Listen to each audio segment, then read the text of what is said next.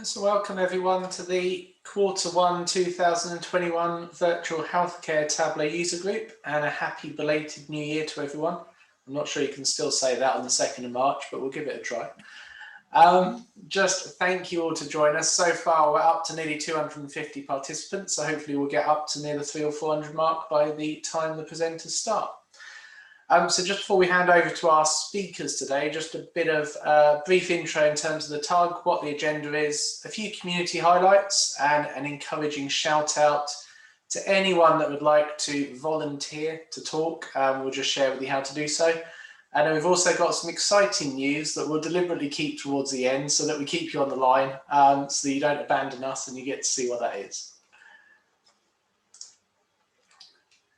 So, as I said, welcome to the March 2021 Virtual Healthcare Tableau User Group, the first of 2021. Just quick introductions. If the organising committee, do people want to come off mute and just introduce themselves? Nicole, would you like to go first? Hi, I'm Nicole Lohr.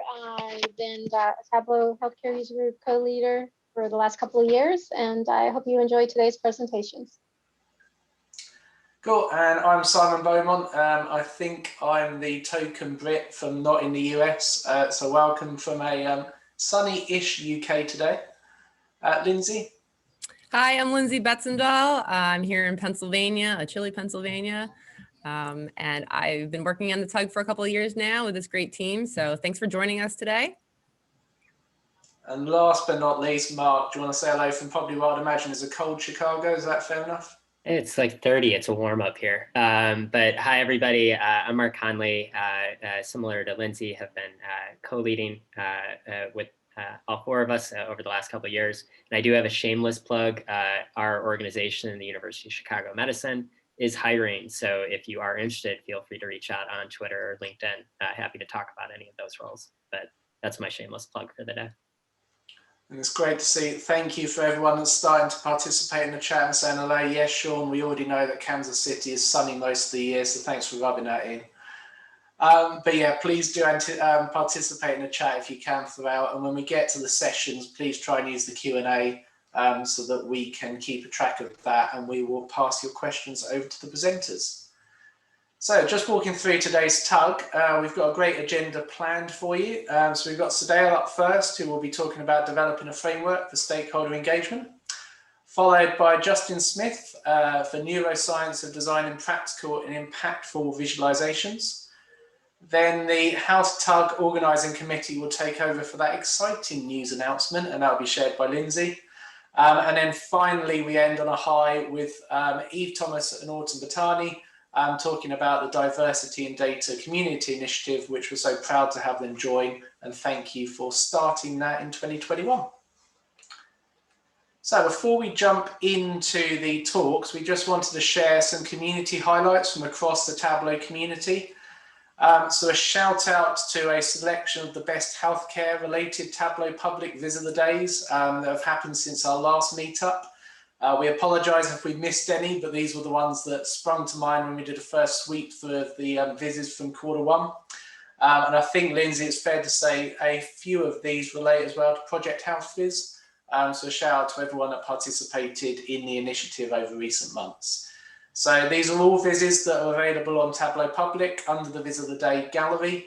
A shout out to Kimberly, Natasha, Vivian and Nick for their visualizations that have covered cancer screenings during COVID in Australia, 2019 rates of AIDS-related illness and deaths in Africa.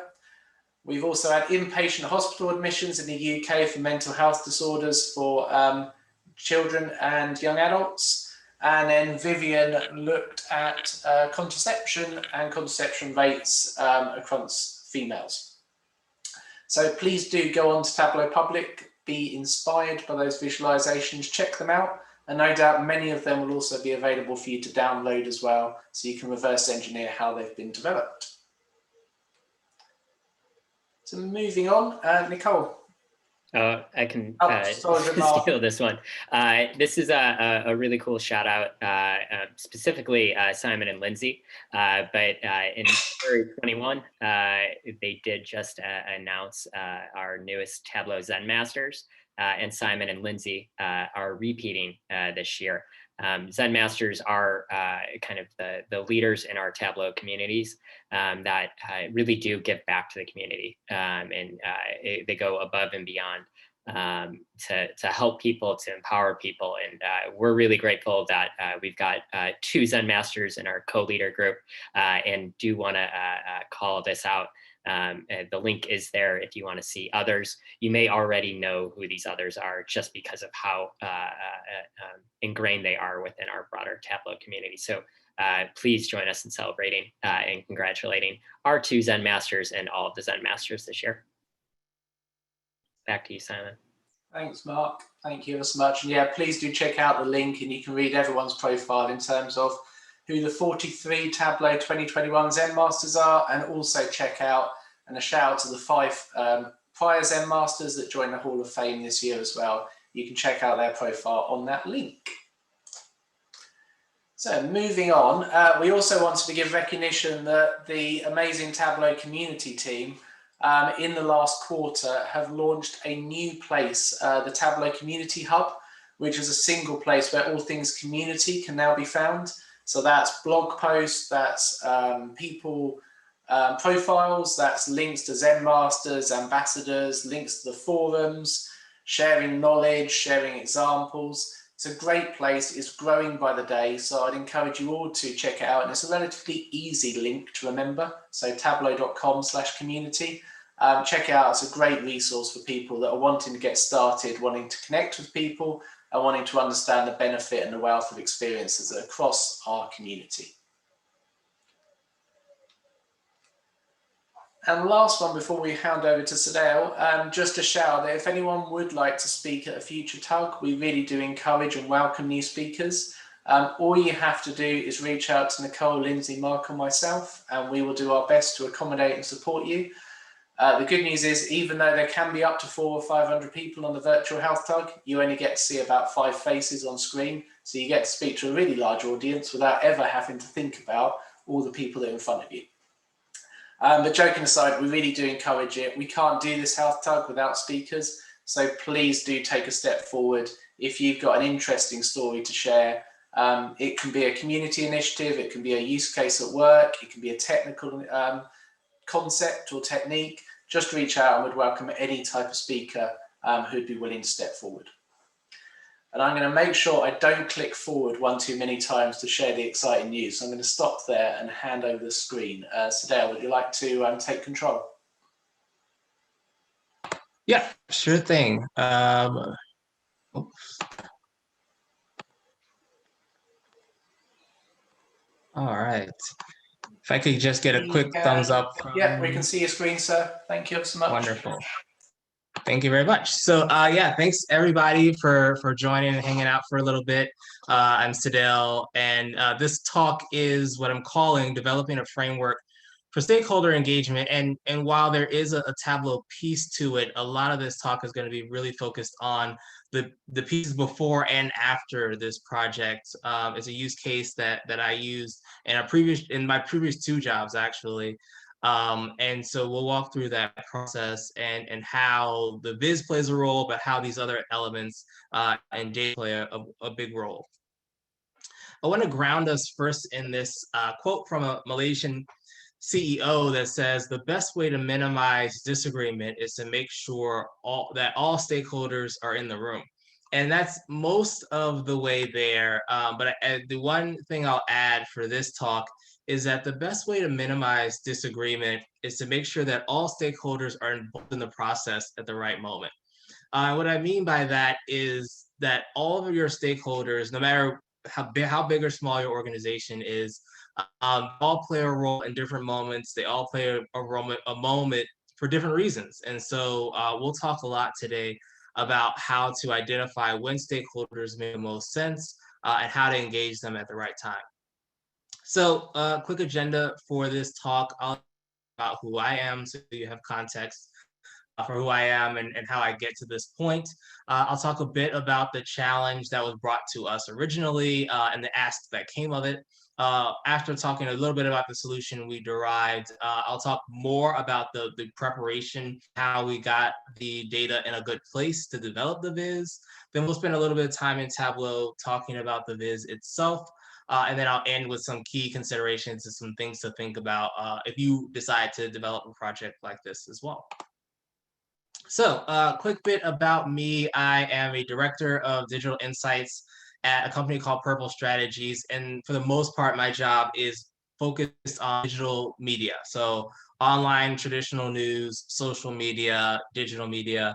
And we use those data sets to derive insights about our clients' business, about the clients themselves, about the key topics they care about their competitive set, and about the individuals, their key stakeholders, the people they care about most.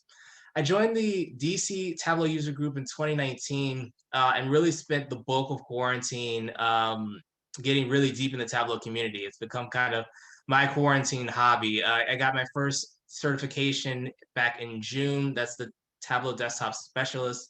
Was fortunate enough to be named a Tableau book featured author in August of last year, which was awesome given how much work I was putting into starting to build vizes and started to get myself out there. Last fall, I joined the Community Equity Task Force. And just a quick bit about that, the task force is a group of about 12 of us. And we got really two primary roles. The first is diverse data. And we'll get a talk from Autumn and Eve around diversity in data and how to create, use data sets that are more representative. Kind of one piece of what the task force does as well. The second piece is the data community itself. So how do we make sure that those who present, those who are Zen masters, as we talked about earlier, how do those groups of people, ambassadors and other speakers and things like that, how do those people look like and feel like the entire community? So that's kind of what we work on. If anyone has questions, happy to talk more about that. And then in December, I actually started a Tableau user group with Annabelle Rincon, and that is the Analytics Tableau user group. Similar to the healthcare user group, it's a global group. It'll be virtual forever, and it's primarily focused on how to use Tableau Desktop for analytics purposes. And so that's kind of where we are, and we'll have a meeting coming up at the end of the month that I'm happy to share as well. When I'm not talking about Tableau and data, I'm either talking about Virginia sports, Virginia wine, or social impact in this area. Virginia sports and wine are grossly underrated. So if anyone has questions or want to debate about it, I'm happy to have those conversations. Cool. So here was a challenge as it was presented to me at the time. We had a client that was a major pharmaceutical company. And like a lot of companies you're probably familiar with, they had different stakeholders across the board. Stop me if you've heard this story before, but there's a broad spectrum of where those stakeholders lived. The dream scenario, of course, was that there's a spreadsheet somewhere with all of the stakeholders' names listed out and how we got to them, contact information, etc. The nightmare scenario, which was a little bit more often, was that a couple of senior leaders had the stakeholders in their head somewhere, or maybe in a cell phone, but nowhere that we could actually use that information. So first, we had to figure out how to get all the stakeholders in one place across different departments. So think consumer health, respiratory, self-care, across different disciplines. So even within those departments, the public affairs team, the marketing team, the retail team, med device, across the different brands that each department had, and then even across locations. So our company was a global company, so we had people in EMEA and US and APAC, and so there was a lot a lot of layers. There weren't necessarily a ton of stakeholders, but a lot of layers for which each stakeholder lived. So in addition to bringing those all into one place, the ask was to quickly and succinctly analyze those stakeholders on consistent metrics. How do we understand each stakeholder, no matter where they are, based on some things that are important to the company largely? Also, how do we prioritize those stakeholders that we need to engage? How do we organize them in a way that says, here are the ones we need to be thinking about first, and here are ones that we can maybe not focus on at this moment? Then how do we adjust those parameters? So each department, each discipline, the cross sections between the departments and disciplines and locations all have different reasons and rationale for why they are interested in engaging a stakeholder. And they may have an issue that's specific to that stakeholder or topic. So how do we make sure that the tool we use can adjust for those different moments? And then finally, how do we deliver the visual that clearly and quickly summarizes what we found? And so I'll say the solution was simple, but it's not easy. What we did was a stakeholder matrix, and lots of people I'm sure have seen a stakeholder matrix before. Very quickly, if you haven't, it's a 2x2 quadrant where there is one variable from left to right, one variable going up and down. On the top right is the highest point for both variables. So high on one, very high on the other. In this case, we're looking at interest versus power, which was just a Google image I found. On the left side, we've got low on both variables. And then we've got the two combinations on the top left and top and bottom right. So on the top left is high power, low interest. Bottom right is high interest, low power. And so in all of those cases, each stakeholder would be plotted at a point in this matrix somewhere, which would tell you some information about how they fall with those metrics. So this is kind of a basic version of the data set and how to organize the data so that you can use it in this matrix, but there's a lot of work that needs to get done in this sheet. So you've got your stakeholder, you've got them organized by issues. So for our client, we've got different issues that they care about. And so each stakeholder is maybe focused on a different issue. So that we had our different metrics. So things like impact, things like influence, and you know, different metrics for the media examples, their social presence, things like that.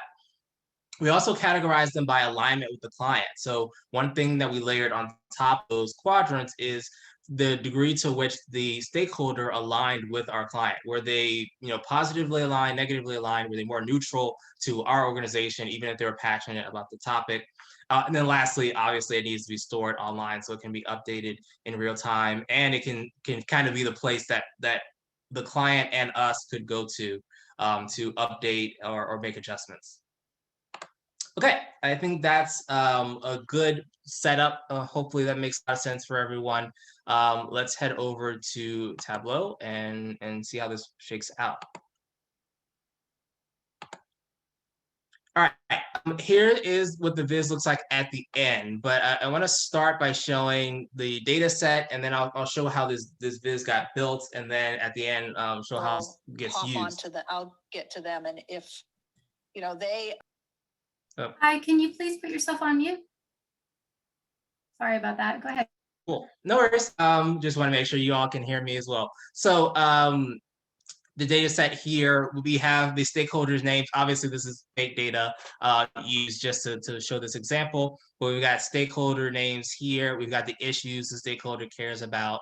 We've got their alignment, be it positive, negative, or neutral. We've got some different metrics here: social reach, media mentions, ability. And I'll talk more in a bit about how these things are derived. And then I've got a couple of calculations that I made. In terms of the metrics themselves, social reach was one of the more quantitative measures that we had. So that was me normalizing their total social media following from 1 to 10. So it was kind of a unit normalization, pretty standard mathematical manipulation there. And then the other things were a little bit more qualitative. So credibility was based on our understanding of where these stakeholders were in terms of where they published themselves. Did they publish studies? Were they quoted in academic studies about the topics we cared about? And then I'm in the DC area, so policy credibility matters a lot. So how often are they mentioned by legislators? How often are they on the Hill themselves? These are things that were important to us. So quickly going to how this gets built. As I mentioned before, the viz itself is fairly simple. So it starts with 2 parameters. So we've got here, they're both string parameters that just have listed all of the metrics that we have. So academic and policy credibility, influence, media mentions, social reach. And then basically I've got just a second version of that exact same thing. So, so that we can have basically our 2x2. And then same with the calculations, we've got 2 of the same calculations, which is just a case statement for the first parameter based on those metrics, and then the same case statement for the second parameter, same metrics. And then from there, it's just a matter of putting those calculations here, creating the scatter plot, which is what we have here, colored by the alignment to the client. And then we've got 2 lines here, one, and they're both the average based on the topic area. And I'll explain a little bit more about that means here in a second. Last thing we have is our filter for the issues. And that gets us here with a little bit of formatting, a little bit more adjustments. And so what this is able to do, a few things that are really helpful for what we're trying to do. First, we can adjust if we want, just to know who's positive toward us, who's positive and neutral. Maybe we just want to know who's negative, where there might be an issue. We can change the top areas here. So this is issue 1, this is issue 2. And then for those issues, we have all of our metrics. So we can look at, right now we're looking at academic credibility and policy credibility. We could update that to influence, media mentions. We can make any of the adjustments that we want to make. And so right away, you can see that we've got, do all the permutations. We've got 5 issues, we've got 5 metrics, and we've got 3 sets of alignment. You have lots and lots of different visuals that people can make for themselves based on their use case. A couple of things I'll note as I start to close this section is we've got our quadrants here, and I've got a couple of labels to help even more quickly establish what we've got going on. So if we have people that are high in media mentions and high influence, these are people we might prioritize. In the bottom left, they may be low on both, so we may deprioritize them. And then our combinations on the top left and bottom right are for people that we want to monitor and evaluate. So these are people where there may be a use case that's useful for, say, someone that has high influence, but not quoted in the media. We may have the ability to get them in the media. And if they're low, high media, low influence, we may have the necessary influence, and they may be, stakeholder 6 is positively aligned with us. We might have a relationship that stakeholder more interesting. So I want to drive home this point that all of the stakeholders in this viz are people we think may be useful to us. Someone is a 0 on the scale. They're a 0 and a 0. We wouldn't put them in the stakeholder grid at all. So even the people in the low category could be useful. And that's something that you can drive home with your clients or your internal teams as well, is that this is not meant to be only pick the people in the highest quadrant. It's meant to establish where people fit based on these targets. The last thing, and you might have noticed it as I started to change things, that the lines are shifting as I move them. That's because it's based on the average, based on the people that are in the viz. And I actually would encourage people to do that. It's because they have another layer of the ability to understand how your stakeholders fit and how they play in the real world. So if you have someone, and I don't know if I have a great example, maybe I can force this a little bit. There we go. So in this case, when we have the positive folks in here, it's a little more even. When you take out the people that are aligned with us, they actually fall short a little bit in terms of media mention. So that's that's useful information. So for this issue, the people that are against are actually less quoted in the media than the people. And that's another insight that you can bring to the table using this grid. Obviously, you can just set the lines to a constant of 5 and 5 because all of these numbers are based from 0 to 10. But I think you lose that extra insight. And so I would encourage you all to keep that. I think that was mostly it. I'm happy to answer any questions that you have on how this gets built and how I work through it. But a couple more things as I start to wrap here. There's a few considerations I think you need to make when thinking about this project. So, and again, I'm talking about it as a project, not just as the viz.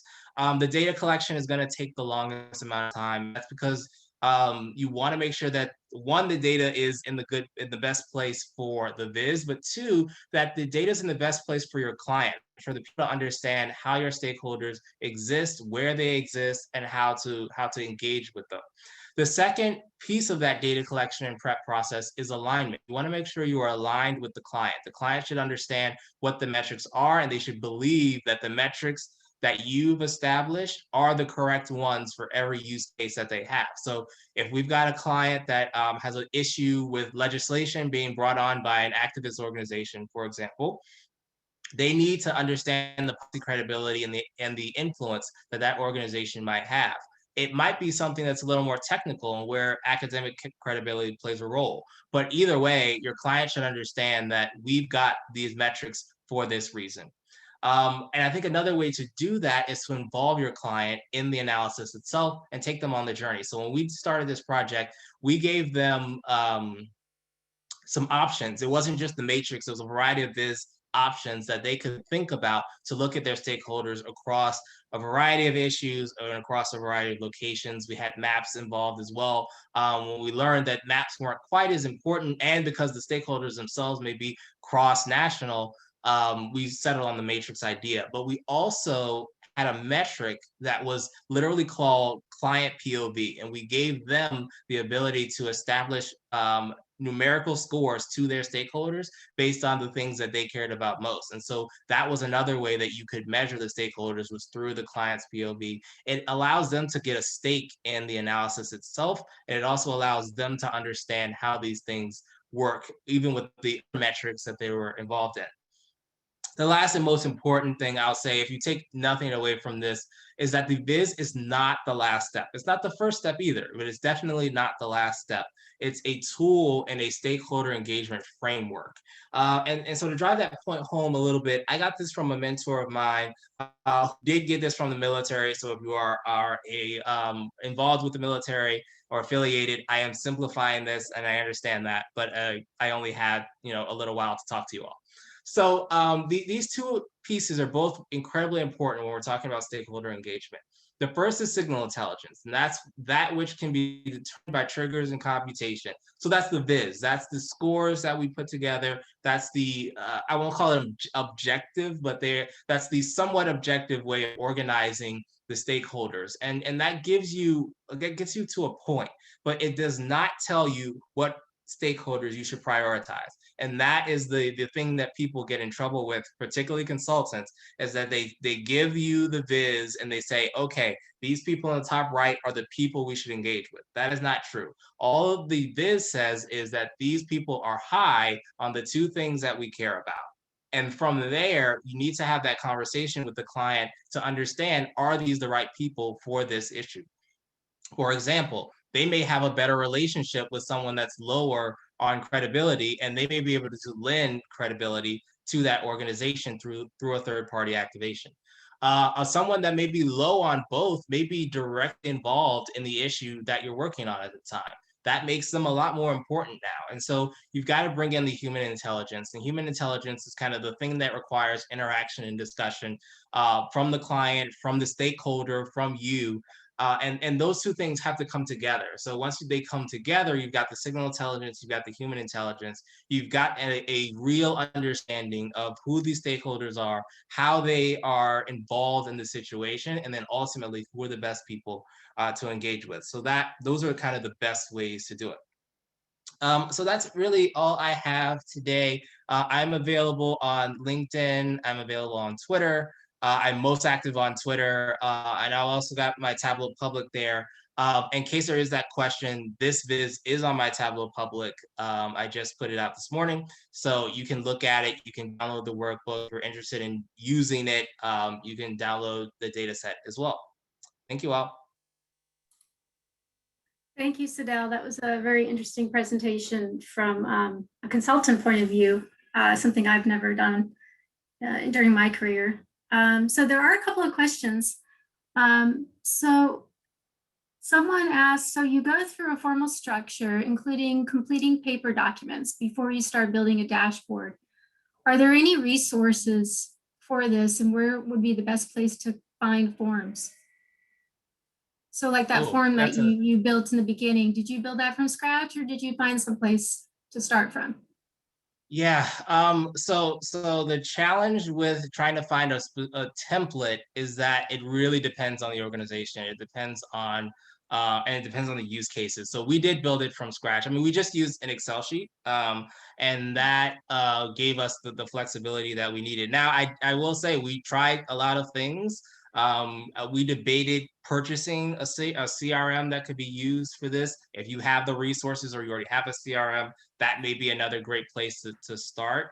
But yeah, I mean, a lot of it was starting from scratch and just kind of outlining what are the different things we need. We even settled on the numerical scoring from 0 to 10 off of an understanding that we needed consistency across all of the different metrics.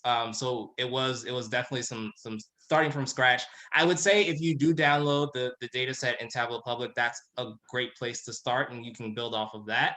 But more than likely, you're going to need to make some tweaks based on your use case. Okay.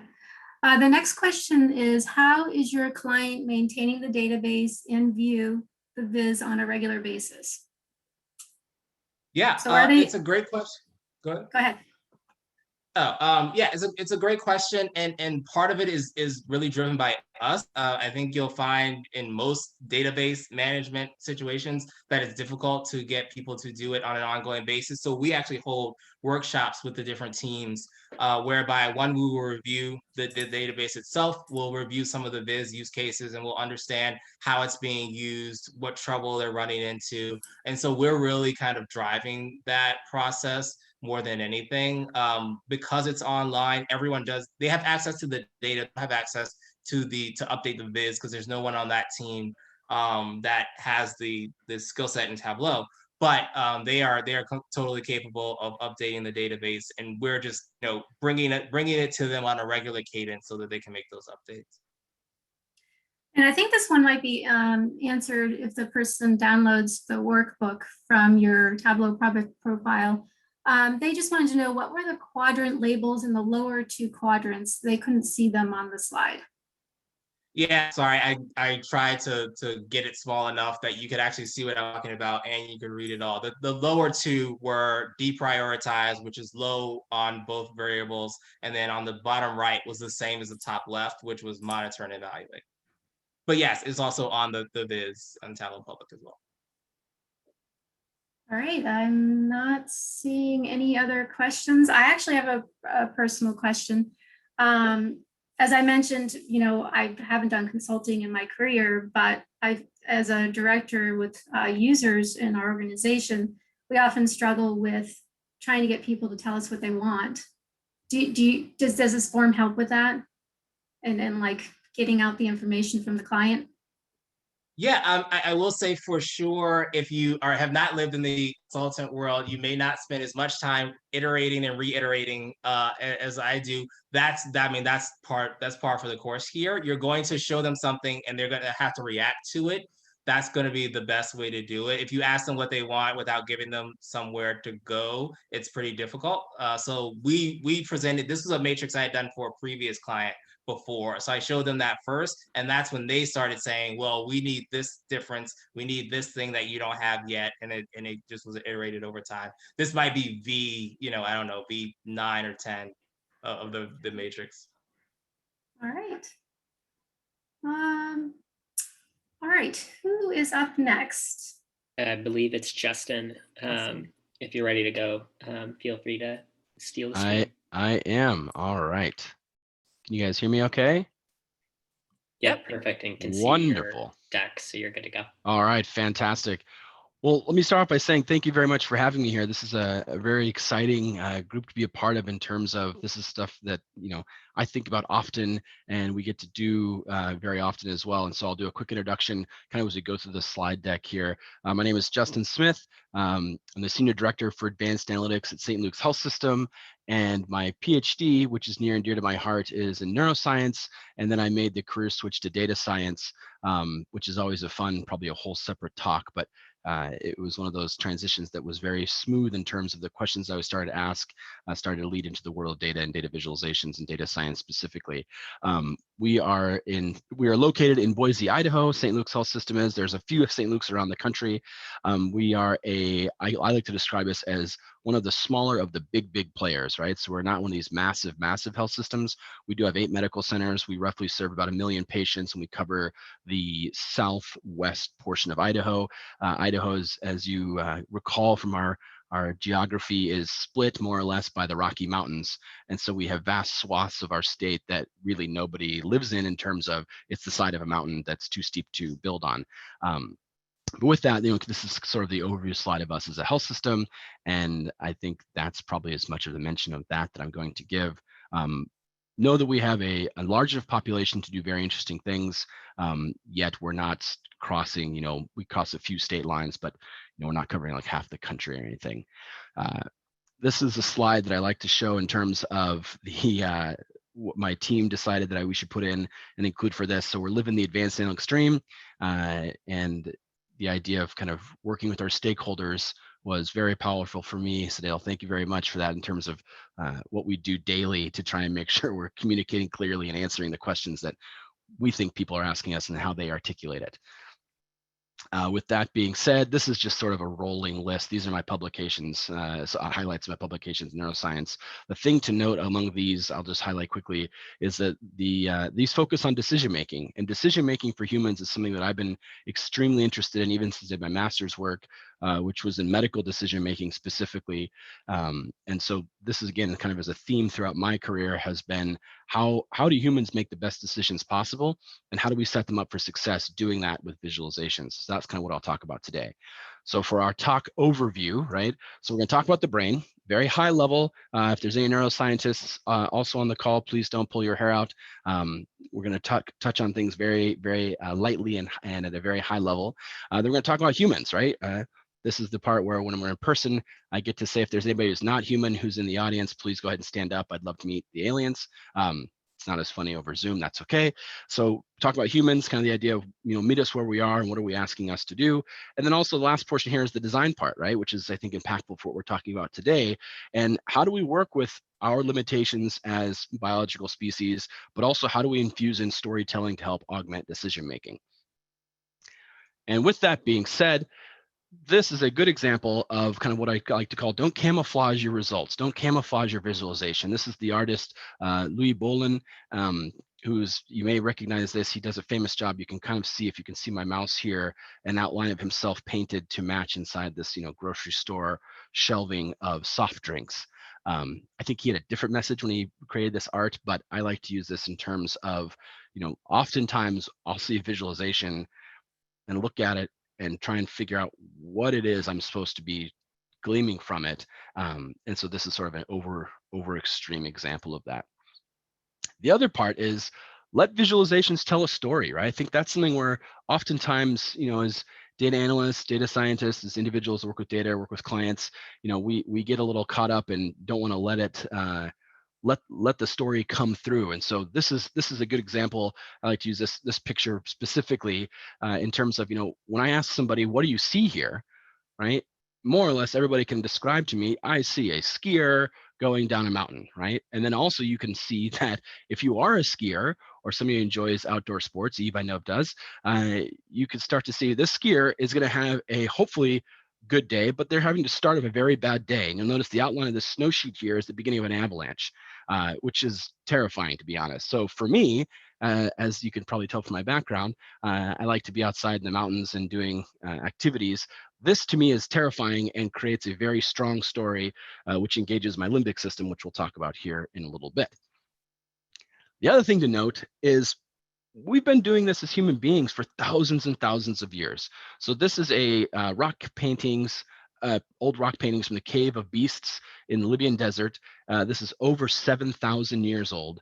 And so, I like to think of how did we behave today in terms of how we were 10,000 years ago, right? So let's try and, I think about how do I reach people at their core fundamental portions of how their brain functions, and also how do I tell you a story that's succinct, impactful, and that you can take away a message from without having to go through 40 hours of training to be able to understand it.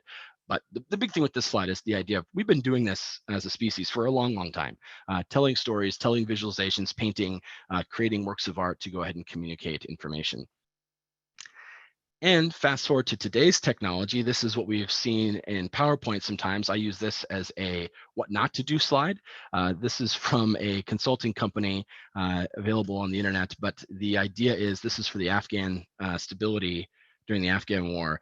And basically this is a good example of a little bit of a busy slide, and I'm sure they had great intentions, but for us as users, this is a little bit tough to read. And so with that, we will transition now into the visual system, the neuroscience portion of the talk, right? And again, so this is meant to kind of get us all on the same page. So again, please don't pull your hair out if you're liking to go deeper. A lot of this information, all of this information is absolutely freely available on the internet. But let's follow a signal from the left visual field, right? So here on the left-hand side, we have these nice blue lines, and they transition in. So you see something in your left visual field. These are the eyeballs. I'll orient you here. These are the eyeballs. This is, think about it as a top-down view of the brain. So eyes are here. So the left visual field comes in, the signal goes through the optic chiasm, and it crosses over to the lateral genicular nucleus, which then sends a signal back to the primary visual cortex. So this area, we call it the occipital lobe in your brain. This area portion here is the primary visual cortex, which we'll talk about again next. But the big thing is just to understand, what we see, I'm going to use air quotes, in our brains is a, signal that's been transposed already within our brain back to how we're going to process it out. And so that's kind of the idea where my youngest brother's a police officer, and he has some great stories of eyewitness testimony on what people think they saw versus what they see when they look at video evidence sometimes. And from my perspective, part of it is it has to go through a couple of steps and processes before us as individual can really understand what it is that we are seeing. So going back here, I'll go back one slide. So now focusing in here on this visual cortex area, right? Let's do some details here. This is what I think is exciting and impactful for us as visual designers. So we have these visual areas, right? And so think about it kind of in a time series sort of steps. We have visual area 1 all the way to visual area 6. Visual areas 5 and 6 are much more robustly researched in animal models than they are in human models. And so the idea is this, a little bit kind of starts to fade away, but I'll go ahead and describe it for us in terms of V5 and V6 for humans. It's just not as well researched at this point. But the idea is, so the signal first comes in and it interacts with visual area 1, right? What that does is it shifts our attention. So when our eyes see something that is interesting or new, I've put the purple and yellow, which I believe, I don't remember the company that did it, but Tide uses this. A lot of our detergent companies use this to gather our attention in a grocery store aisle, right? The idea of this has to draw our attention. So that happens almost immediately as soon as a signal is processed in your brain inside the visual cortex, shifts our attention. The next thing that happens is it goes to an association area, right? So this is interesting. This has drawn my attention. Okay. The association, what is this? Okay, it's a square. Visual area 2, visual area 3, right? Is that square having some sort of movement in a general idea, global motion, right? So is the square moving? Visual area 4, next down the line, selective attention and modulation in color, right? So I'll talk about this in another slide briefly, but the idea of what is this thing color, right? And do I need to pay more attention to it or not? How specific do I have to focus on this specific event or object? The color I like to use in terms of, is this a black bear? Is it a brown bear? Is it a white bear? If you're out in the wilderness, those are 3 very important distinctions to make based on what your behavior should be based on the bear that's presenting itself. All right, visual area 5, perception and speed. Perception of speed and direction of motion. Again, I like to use these kind of over-the-top egregious examples. So we don't have pterodactyls flying around above us, eating us throughout our daily lives. But if we did, right, this would be the portion of our brain that would say, okay, that's interesting. What is that? What is it doing? What color is that pterodactyl? What direction and speed is that pterodactyl moving, right? Is it just flying over and not looking at me? What's happening there? And this is all happening really rapidly within our visual cortex. Kind of helping us to that, along with the threat identification process that happens in other parts of the brain. But this is the visual system's acuity towards going to that. Next is self-motion, right? So how am I moving in terms of where this pterodactyl is? Am I running? Do I need to watch out for rocks? All these things our visual system is able to perceive and help. Literally, I think about it with the virtual reality and augmented reality technologies being developed today is, how does our brain perceive where our hands are? right? We could see our hands up in front of our faces, and how does that get processed? That happens often in the V6 area. I do see some activity in the comment section, but I'm going to answer those at the end if that's okay. All right. So psychology's done a fantastic job of kind of coming up with this idea of the dorsal ventral pathways. And so the dorsal pathway, let me orient you to here, this brain. So we're looking at the left-hand side of the brain. The eyeballs would be somewhere over here, right? This is your prefrontal cortex, the front part of the brain, the back of the brain. Here's our occipital lobe. And this is what we were just talking about for those visual areas 1 through 6. So this dorsal portion of the brain is the where and how pathway, right? So the motion, object motion control, what's happening. This also has an idea with our motor cortex, which is right around in here. So the idea of there's a certain pathway that splits. So it comes through your visual area, splits, and goes through a dorsal and then now into a ventral area as well into your brain, which this then links into our limbic system, which we'll talk to next. But with the ventral area, it's the idea of object representation and have we seen this before, like the long-term memory associated with this object, right? So if it's your first time ever seeing a bear, most of us potentially have seen a bear in a zoo, which is a very different experience if we see a bear out in the wild. The limbic system. So this is kind of what I alluded to earlier, is the emotional portion of our brain. A lot of times in popular press, we'll hear this discussed as the reptilian brain. This is our oldest, one of the oldest formations in our brain. So this beautiful structure here kind of makes a big giant curve, is the hippocampus, associated with memory, long-term memory formation in place. And then also here is the amygdala. And so the example I like to describe to people, I've used bears already in this talk, right, is say you're out in the woods picking blueberries, you're having a great time. That's delicious, right? Our visual area is busy identifying good berries to pick, going through all of those, the berries moving or not, but then all of a sudden a bear shows up, right? And this is a black bear that also loves blueberries. So our amygdala, this is a fear anxiety portion of our brain, goes nuts. You start to have a stress response, fear-based stress response, because guess what? Bears like to eat berries, but they also potentially could eat humans. That's a big deal. Our hippocampus is also engaged in terms of we now know where the berry patch is located, but when we have the amygdala being activated, the idea of now we have an anxiety or fear response associated with this berry patch because there was a bear there, you will not forget it, right? It is a extremely emotionally salient event. The other way I describe this in other talks is, for those of us who have had a near-death experience, we can recall with great detail where we were, what was happening, if we remember the events clearly, how the event transpired, and that's due to this structure here, right? So the amygdala being involved with the limbic system. It's not as extreme for us when we're designing visualizations, but as I'll talk later, it's the idea of the more important emotional salience you can put into, the more emotion you can put into visualizations, the more people will remember it. And I have an example of that here coming up. Lastly, we'll touch briefly on the idea of attention. And so one of the things I talk about, as a neuroscientist is, I think the assumption is that we know everything about the brain. In reality, we know a lot about the brain, but we absolutely do not know everything. It's an extremely complex, neurological system, and we're discovering new things all the time. And so this is a fairly recent study. It's done in 2018. I have it linked down here in the very bottom corner. But basically what they're looking at is, so let me orient you to this brain here. So the eyeballs would be up in this portion, so right eye here. So we're looking kind of at the back right-hand portion of the brain looking forward. So eyes are here. Occipital lobe's back here, right? Eyeball here, this is the same thing. And what we're looking at is this area here, it's a bilateral. So there is one of these areas on the other side, but they've illustrated it here. And so what this group did and what they discovered was it's this structure in the brain called the inferior frontal junction. So I'll call it IFJ. It's located up here near our prefrontal cortex. And when you hear prefrontal cortex, what I want you to think of is more executive level functioning, higher order, deeper thought, thinking level activities is up here. And so what they looked at and what they found was motion tasks and also color tasks are the attention portion for that is up here in the front of the brain. So why this is important for us is we've got the information coming in through the eyes, right?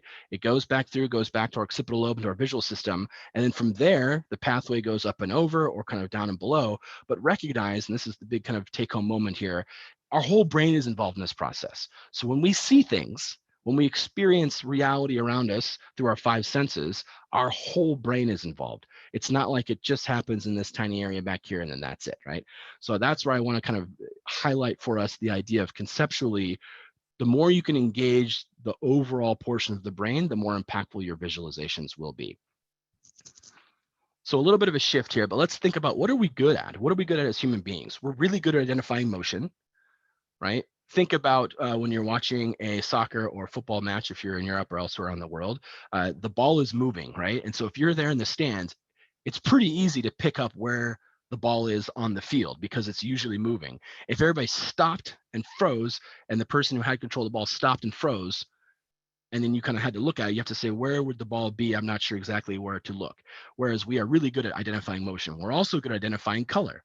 Going back to the berry example with the bears, right? If you're ever picked wild berries and you're looking at the berry bush, you can quickly identify berries that look ripe versus berries that don't look very ripe, and the ones that you want to pick and ones you want to let ripen a little bit further. We're also good at engaging multi-stimulatory networks, right? So the idea of we do not experience the world usually one sense at a time. And so the more you can engage, kind of the 5 senses, if possible. That's a little tough when we're doing visualizations through digital platforms. But the idea of if you can make it emotionally salient, right? If you can have an emotional impact with it, it can be a little bit more impactful. And that's kind of what the last portion of the bullet point here is: understanding events with strong emotional components, right? So thinking back to that last moment you had that was probably overwhelmingly excited in a negative way when you have a near-death experience versus a super happy moment in your life, meeting the love of your life or having an incredible discussion with somebody on a very important topic. All right. So from there, kind of the idea of breaking this into what are we being asked to do? What are we asking our clients or our customers to do, right? I kind of break this into 2 different big buckets, but the first bucket is quick checks, right? So in healthcare, we want to know, is our system functioning appropriately or not? Is everything as we expect it to be? Are any of our buildings on fire? Do we have an overload of patients somewhere? Just a quick cursory check. Is everything as we expect it to be? And also that kind of falls in the idea of normal versus not normal, right? We are really good as human beings of recognizing when something's a little bit off, even if we can't clearly articulate it.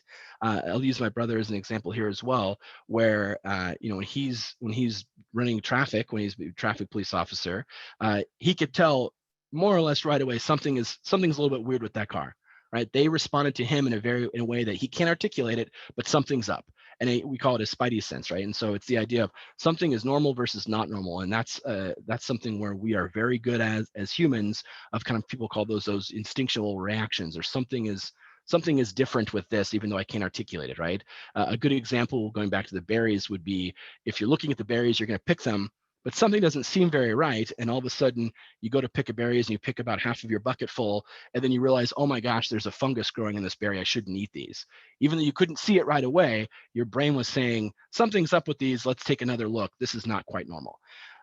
Which is different than this kind of big second bucket that I have, this idea of deep thought, right? Engaging that front portion of your brain, that frontal cortex area.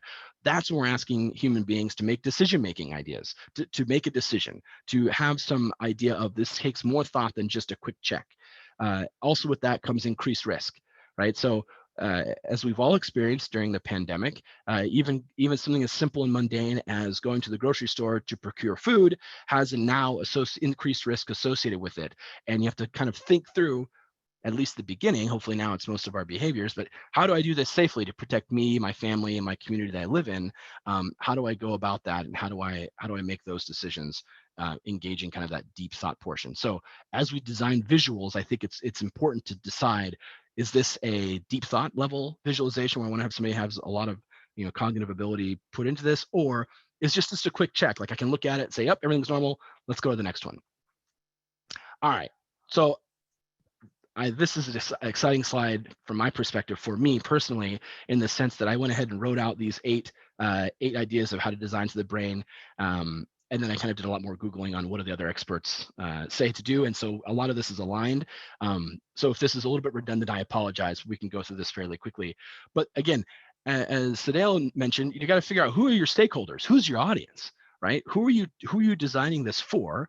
And then after you've decided, okay, who this is the audience, and you may have the same information presented in different ways to two separate audiences. I think that's a very, very important thing where often I've seen an experience in the past, we try and create one dashboard for everybody, right? The Lord of the Rings dashboard to rule them all.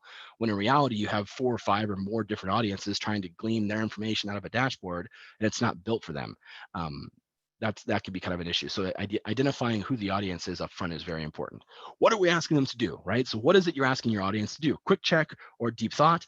And then the third portion, I didn't talk a lot about this yet, but the idea of creating context, right? I tried to create context to you when we were looking at those brain pictures of orienting you to where the eyeballs would be and which parts of the brain we're looking at. So when possible in visualizations, create that context for somebody. It might be a quick header at the top. It might be a little bit of explanation button or kind of even an info button to click on, but having it so that somebody, a lot of times, I've had this experience before, we're talking to somebody in the C-suite and you're showing them something and they say, hang on, what am I looking at? And I kick myself because I say, oh, I forgot to create context to let you know, okay, today I'm going to show you X, Y, or Z, and this is why it's important. The other portion is to focus their attention, focus your audience attention, show them where you want them to look visually as quickly as possible so that they know and they don't spend a lot of time kind of gazing around and figuring out what it is they're supposed to be focused on. Standardize, right? Making sure things are similar across, your department or your group so that you can start to say, okay, I've seen this before. I have a general context what this is. This does not look totally familiar with me. So that goes through with colors as well, right? So make sure you're using same colors across the board. Have a palette that's used to. A lot of companies have a company palette for colors that we use. The other number 7, right, is parsimony or minimalism. As human beings, we get quickly confused when we look at many things at once. If you pick up your smartphone and go to more or less any app that has advertisements, all of a sudden your eyes are kind of, where should I look, right? And what's fascinating for me is I have 2 young kids. And so when I show them, or when we watch or look at a screen, which we don't do all that often, is I play the game, where is the ad? And some organizations are very, very good at putting ads in with the regular text or with the video or something. And it's really hard to identify where's the ad, right? And so the less we can kind of overwhelm the system visually through parsimony minimalism is very important. And the last one is label when necessary. Don't overlabel, don't underlabel. I think that's the part where sometimes we get pulled in one direction, depending on who the audience member is, where they say, I need to have this all labeled completely. And I have a good example coming up, hopefully, where you don't really need to label everything. As long as you understand what it is that you're looking at, you can still convey that story. So yeah, I think that's where for time, we will leave that. This is an example of one of our dashboards we have at St. Luke's. This is a pre-pandemic dashboard, but just to kind of highlight that, trying to practice what we preach in terms of, we have some bar graphs up here. This is a beautiful pie chart. I say that facetiously because pie charts are not my favorite, but we have a time series graph here as well. And then on the bottom portion, this is the drillable aspect. So if we have individuals across the organization that want to look at just their department, they are able to do so. So when we're thinking about this, right, we want to think about it in terms of how do we augment the visual system and cognitive ability, right? So how do we go kind of through and work through the visual steps for how our visual cortex works? The idea also of, we want to engage the limbic system. We want to tell a story that has some sort of an emotional component to it, meaning the more emotional you can make it, the more an individual will remember that story. And then the idea of create a story if possible. And so what I'll show you next is, I would argue, a fairly extreme example. We did this more as in terms of a use case for us versus something that we're using actively, but I think it's very fun. And what I like to say to people is, I dare you to forget this story in 6 months. So what I'm going to show you, try and forget it, right? That's the idea. So let me create a little bit of context for you here with what I'm showing you. So this, think about it in terms of, if there's a circle going around here like a clock, up here is the 24-hour, right? So midnight, going all the way around down here is 12 hours, and then going back up to 24 hours, right? So think about this as a 24-hour clock. Now, the lighter color here, so this red, kind of yellow orange, that is the time of day and the volume for our health system for births. The black portion here is the time of day across our health system by day in a 24-hour period for deaths.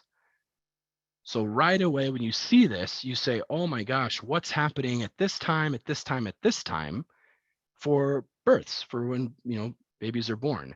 And so I can tell you this is 8 a.m., 10 a.m., and noon right away, right? So 8 a.m., 10 a.m., and noon, we have a large portion of our babies being born at these 3 times. And so when we did this kind of as an exercise, our first thought was that is super odd. Can we go back and recheck and make sure that we're looking at those data appropriately? Turns out we validated the data. And what we also discovered when we did this is the most often time is C-section when it's scheduled is scheduled for 8 a.m., 10 a.m., and noon, right?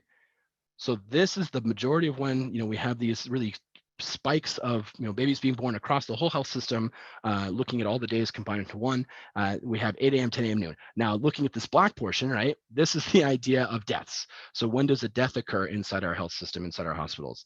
And thankfully, I say this half jokingly, right? Thankfully, we don't see these giant spikes for deaths. So deaths occur, we kind of say a little bit more in the later evening, some in the afternoon, early mornings of the hours, not as much, but still, it's a much more random pattern.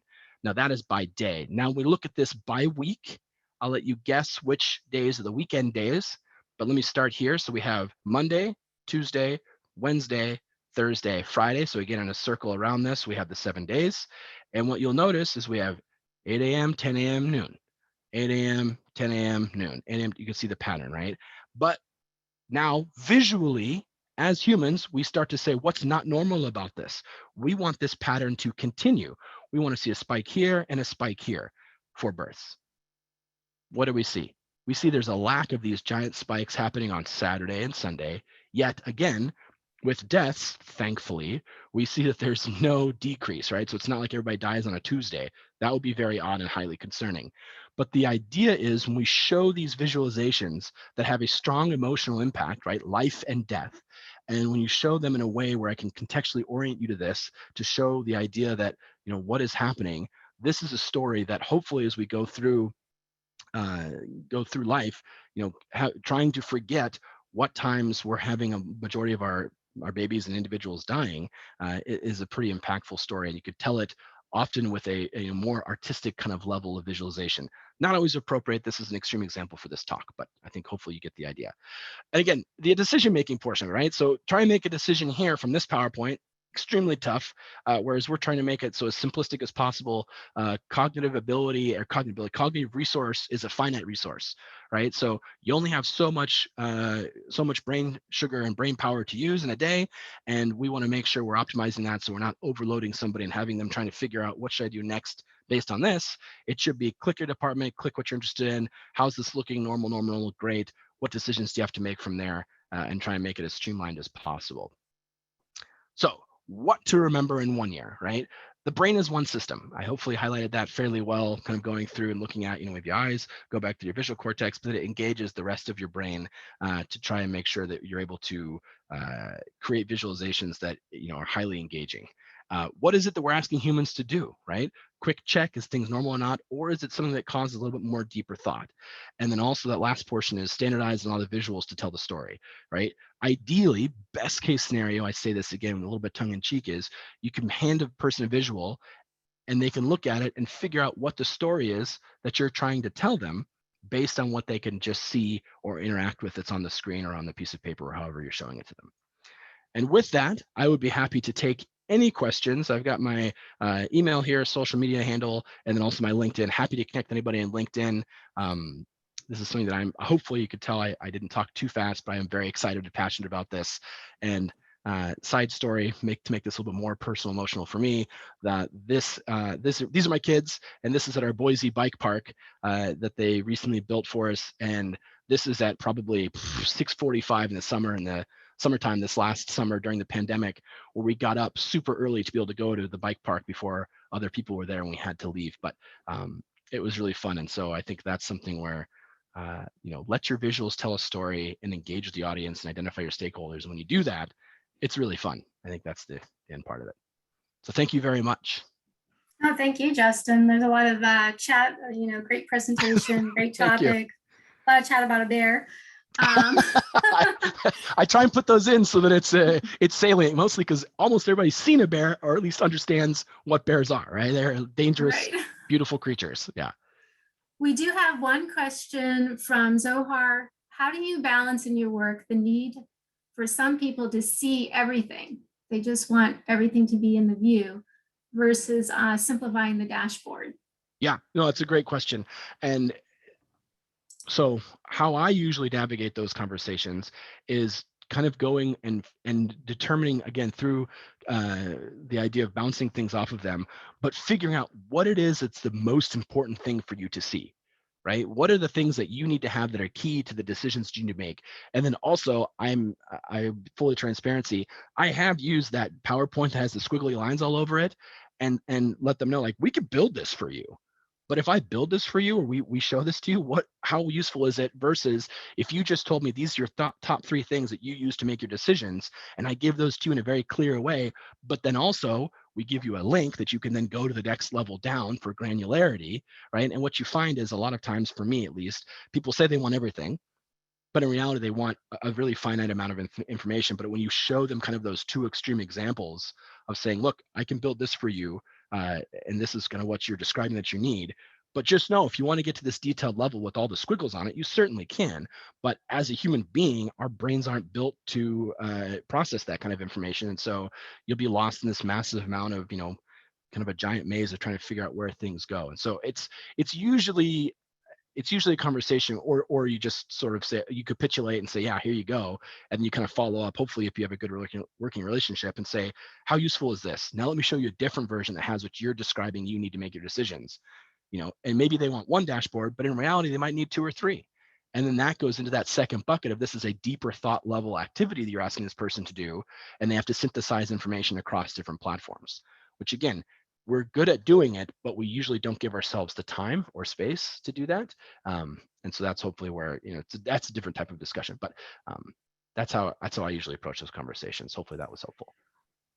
I find it very helpful. Keyword Sean Miller says is communication. Yes, 100%. Turns out that's super important. All right, I thank you for your presentation. I think Lindsay is next. Wonderful. Thank you guys very much. Yes. Simon, do you want to? Yeah, cool. So we have some exciting news that we want to share with you all. So we have an e-learning, Tableau e-learning code to give away to someone on this call. And so the Tableau community team has given us this opportunity. If you are not aware of the Tableau e-learning platform, it's a great resource. It has a ton of different trainings and kind of like pseudo certifications that you can go through, ton of content to help you up your Tableau game. It's worth $120. So we have this opportunity to give it away to someone who participates in our virtual health tug. And what I want to say is kind of how we're going to do this is that this month, if you're not familiar with some of the Tableau community initiatives, now is the time to get familiar with 3 really awesome ones. Diversity in data, which you'll hear about in a moment from Autumn and Eve. Project Health Viz, which is what project I run specifically on healthcare data. And Sports Viz Sunday, which Simon is a part of, with a couple other co-leads. These 3 initiatives have joined together for March. So we have data sets on adaptive sports, so Paralympics, wheelchair marathon results, things like that we encourage the community to visualize, to help promote and bring awareness to adaptive sports and how people can get involved in adaptive sports and help folks. And so if you want to participate, all you have to do is we have the data sets up on data.world. You can actually find all of that on my website, which is VizZen Data, and I'll post that in the chat, as well as the other 2 project websites, Project Sports Viz Sunday and Diversity in Data, which I'm sure they will share about. And so all you do is share your visualization for this month before March 31st on Tableau Public. And the way we're going to try to make sure we're finding the folks who are submitting these from watching this presentation is if in your description, in your visualization, if you can just do #HealthTug, we'll be able to search for it on Tableau Public, but also feel free to post it on LinkedIn or Twitter. And I'll post in the chat the link for the submission tracker for the Project Health Viz, just so I can keep track of them. So if you want to participate and submit, when we get to the end of the month, we'll look at all of the submissions and pick a winner and get in touch with you for the e-learning. So if anyone has any questions about that, just shoot me in the chat and I'll just respond there to everybody. So we look forward to some community participation from our virtual health tug community. So thanks, everyone. That is exciting news. I can't wait to see everyone's visualizations. Autumn and Eve, I believe you are up next. And, just for everyone, so everyone on the call knows, that was a surprise to us as well. And I was waiting to see what it was. And that was a great segue into what we're going to be talking about. So I'm going to share my screen. Can everyone see it all right? Oh, and I'm way ahead of myself. Yeah, you're good, Autumn. Great. Eve, are you on? I am, yeah. Can you hear me? I was just like, oh no. So we are the co-leads of diversity in data. It's a new community initiative in the data community, and we're going to tell you a little bit more about how that came together, what we're doing, and a little bit more about us as well. So to get started, I'm not going anywhere. Oh, technical difficulties. Can you click that little arrow? Okay, thank you. Sorry. There you go. Sorry, not the most technically competent person in the world, so I will not be including that in my intro about myself. Hi, I'm Autumn. I have trouble with computers, but I am a Tableau developer. I'm a consultant at Tessellation, which is partially owned by Luke Stinky, who is also a Zen master. I was a 2020 Tableau Public Featured Author, and as I said, I am a co-lead for diversity in data. My background is in communication and social sciences with an emphasis in psychology. And prior to consulting, I was an analyst at Disney for several years looking at consumer insights. So if anyone on the call is an avid TV lover, I have definitely studied your habits and the things that you like to watch, working on things like The Mandalorian, for example, and the audience is there. So that's a little bit about me. And now Eve's going to tell you a little bit about her. So I'm Eve. I'm a data visualization consultant with the Information Lab. So I work alongside Andy Kriebel, Carl Orchin. I think we've got a few other Zens. We've got Chris Love. There's a few of them. I've got a background in teaching and HR. And I actually did a degree in history. So if there's any history enthusiasts on the call, I'm with you. I'm passionate about promoting education and equal opportunities through data viz, which we're going to go more into when we present this. And yeah, I was also a Tableau public featured author. So that's me. And yeah, I think we're ready to go on to the next slide. And 5-time Viz the Day winner. She's humble, but I'm gonna plug that her work is absolutely fantastic. On this next slide, we're going to talk a little bit more about the what behind the initiative. So Eve's going to start off by telling us about the challenge aspect to it. Cool. So we have a monthly challenge. So we encourage everyone in the data community to visualize, share, and create conversations around the issues and highlights of marginalized groups. So we do that. The main way is that we publish data each month, which I think we're going to go into more detail in a moment.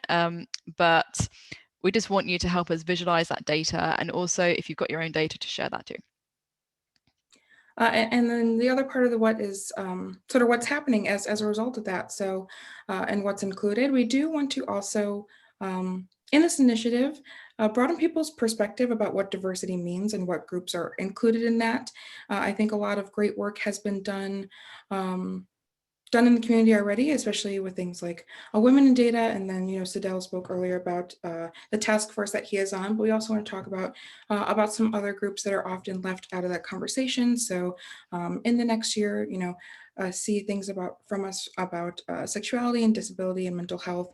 We really want to talk about some of those untold stories almost, and that's why we decided to name it Diversity in Data, because we really want to diversify the types of data that are elevated and shared and talked about. So that's our key goal in this project. Now on to the how. So we we encourage any platform to be used when it comes to visualizing our data. So though we expect the majority of submissions to come from Tableau, which is what me and Autumn mostly work in, we want to encourage people to present this data in whichever way works for them. So we've got some fantastic examples on this dashboard. So the top one is by the lovely Autumn here, who drew this. I still can't get over how good this is. So this was our HR data, and this was talking about microaggressions in HR, wasn't it? So really interesting data set. We've actually got all the data sets on our diversity in data data.world account. So you can go back and visualize the original data sets. We want these conversations to keep on going. So that's a really cool data set that's included in January. And then we've also got a tweet example on there from Luke Stanky. We didn't actually think that anyone would do a tweet, did we? So we were quite surprised when this one came up, and we thought it was really, really clever. So we thought we'd include that one as well. But any way that works for you. So even if you just want to tweet it out, we'd love you to get involved. Yeah, a drawing or, Power BI, that community too. We really want to make sure they feel welcome as well. Like we said, the key goals is educating and sharing, and however that happens is how it happens. We just want to help bridge that gap. And with that, the next part is any data sets. So as Eve said, we do share a few data sets every month, but that's sort of to help get people started. We acknowledge sort of maybe a little bit of a gap as far as people's awareness around these topics, and to help bridge that gap, we're sharing data sets for people to visualize, but at the same time, we know that there's so many things to talk about. There's so many things that people could educate each other on. So if you want to visualize your own data set and tag us, we would love to share it. We'd love to help have a conversation around that. And as well, sort of in that same vein, if you see a data set and you think I would really love the community to work on this, please feel free to send it to Eve or myself, and we'd love to include it in a future month's data set. We try to pick things that are timely and things that are relevant and things that we identify as issues, but we also acknowledge that, the community is aware of things that we aren't. So please put things on our radar if you identify something that you think people should be talking about or should know about. Yeah, and if you can also tag us as well, and we have our diversity and data hashtags. You don't have to tag me and Autumn, but so long as you tag one of our accounts or the diversity and data account, we will find that. We don't want to miss it.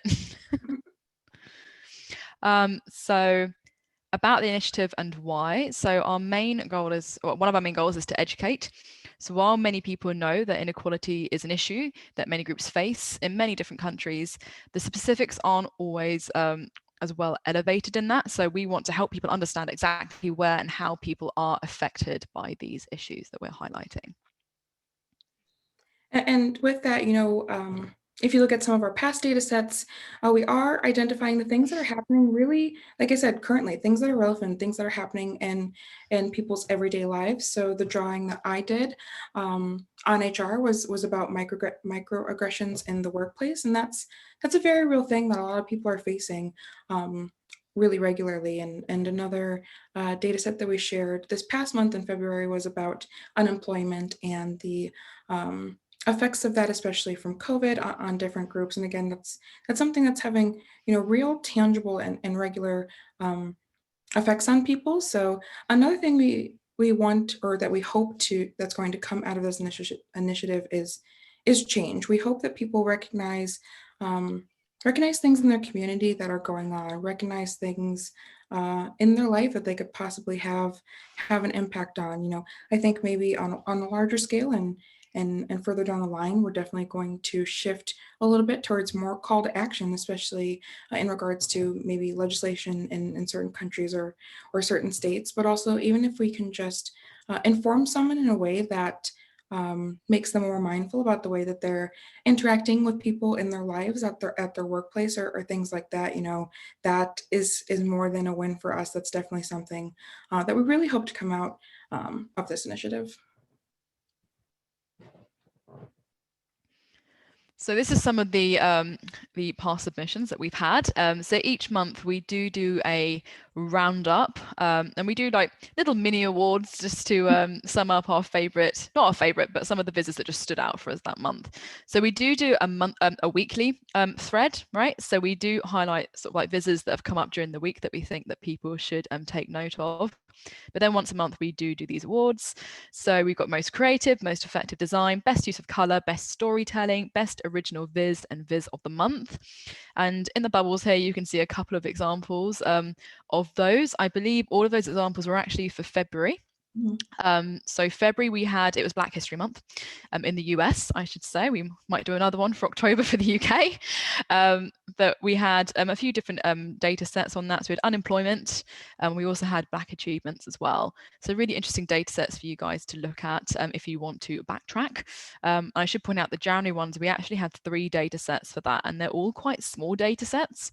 So if there's anyone on the call who is kind of just starting out in Tableau, I think we've done it quite well, right? So the first month we had the small kind of slightly easier data sets, and we're slowly building you up. So you could start with January and work your way through to February and March. And hopefully by the time you get to March, you'll be more than capable of tackling the data sets, which I think might be on the next slide. Yes, I'm hoping. I think I remember that. There are tons and tons and tons of great submissions that we've had so far. We feel really fortunate to have the reception that we have and the participation that we have had, only being 2 months old. So yes, the ones on the screen, the top one is from Oscar Green, and then I think Kimberly Scott is the middle one, and then Lorella Ferhati is the bottom one. But please, visit our Twitter. We have a dedicated Twitter account just for this initiative, and we retweet and like lots of the vizzes. And if this is something that you're interested in or just hearing about, I highly recommend looking at those, not only because they're great visualizations, but great topics. And like Eve said, we like to recognize them for how good they are at the end of every month and throughout the month. And in addition to, saying thank you and showing our gratitude for participating and helping share information about these topics. We also want to recognize the great data viz work that these people are doing. So we just picked a couple things, for these awards for our wrap up that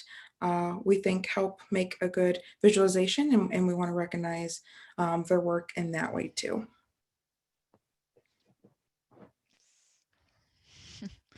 This is the exciting slide. So this month for our initiative, we're partnering with Project Health Viz and Sports Viz Sunday. So we've obviously got Simon on the call and Lindsay as well. So we're focusing on adaptive sports this month. So para sports, so sports with modifications which allow athletes with disabilities to play. And we've got a good few data sets which we've provided. So we've got Paralympic Games, and I think we've got 2 data sets on that. There's one focused on the UK, which is to do with sort of spending, different medals of different categories. And I think we've got I should know this because I made this data set, we've got spending by sport. So that's quite a good one for you guys to dive into. We've got Paralympic Games by athlete across all countries. And then we've also got wheelchair marathon winners, which is a really interesting data set to dive into. And, in addition to like we said earlier, we want to help elevate stories from these communities. With Lindsay as well, I think this is a great opportunity too to help learn in Tableau should you enter in that giveaway. So I really hope to see submissions, and I can't wait to see what everyone does with the data sets. I know we've only been doing this for 2 months, but I'm sure Eve can agree with me. Every single month I'm blown away with the things that people do. We know what the data sets are going in, and I sort of have an idea about them, and even I have visualize them each month, but still people do such unexpected and creative and wonderful things. So I know that this month is going to be no different, and we can't wait to see what people come up with. I think we've got a quick question in the chat actually. Do you want to go back just one slide? Is that of course just view from that one? So in terms of how we decide on the criteria for deciding on the winners, we just have the most the categories listed there actually. So we've got the most creative, most effective design, the best use of color, best storytelling, best original viz, and viz of the month. In terms of the viz of the month, we tend to decide on that kind of based on, I don't even know what we base it on. Usually it's one that me and Autumn just go, oh, wow. And then we just like, yeah, well, that has to be it. So I think it's like the best way, if we're going to be serious about it, on how the data is conveyed, right? Like we want people to kind of like really understand the stories behind the data and what that data is highlighting. So if you create a visualization that really helps to, you know, put that message across. So best use of color. Laura Elliott's was one that really stood out to us, right? She did like turquoise and coral, which is like my new favorite color combination ever. She visualized that data in a way that really just made that data kind of pop, right? And I think everyone just kind of stopped and they're like, wow, like just the color really elevated that viz, and that's why she was chosen. But that doesn't mean to say there weren't a lot of people that we were sort of like considering for that award, right? We spent such a long time trying to decide. Me and Autumn may have argued a slight tiny bit, but I think we came to a good decision at the end. But yeah, that's how we decide the winners for each category. Don't know if you want to add to anything to that, Autumn. Yes, I think, you know, to emphasize too, there are so many people who could be in these spots. These are the ones who we both ended up agreeing on and felt were going to be right for these. But I mean, a lot of these could have several people, and there normally are several people that we consider and when we talk about them. And then I think for Visit of the Month too, for that one specifically, it's normally all of the rest of the pieces put together, right? For Visit of the Month, it's a viz that's both creative and has an effective design and has a good use of color and is really great at getting the story across. So those top four there, and someone who can bring all of those together in their viz, those are the ones that we consider for that. And then best original viz, I think it's probably good to point that one out as well. That's for a viz that doesn't use one of our data sets. So like we said, we do encourage and welcome and want people to visualize diversity in lots of different ways, even outside of what we provide. So Alice and Damola, they both did vizzes not with our data sets, but they really wowed us, and we wanted to share that and make sure that the community that's following us were aware of that and saw those. So we wanted to make an award for that specifically as well, to say, hey, you know, these other things are from the data sets we're providing, and we appreciate that. But at the same time, there are a lot of people who are doing a lot of great work around diversity sort of on their own, and we wanted to acknowledge that as well. I think Alice's viz actually got a visit of the day, right? The one that we picked. So it'll be on like Diversity in Data Twitter account. We've retweeted it, I think, at least twice. But you can also go on Visit the Day. It was only, I think, 2 or 3 days ago. So you can dive into that and check that out.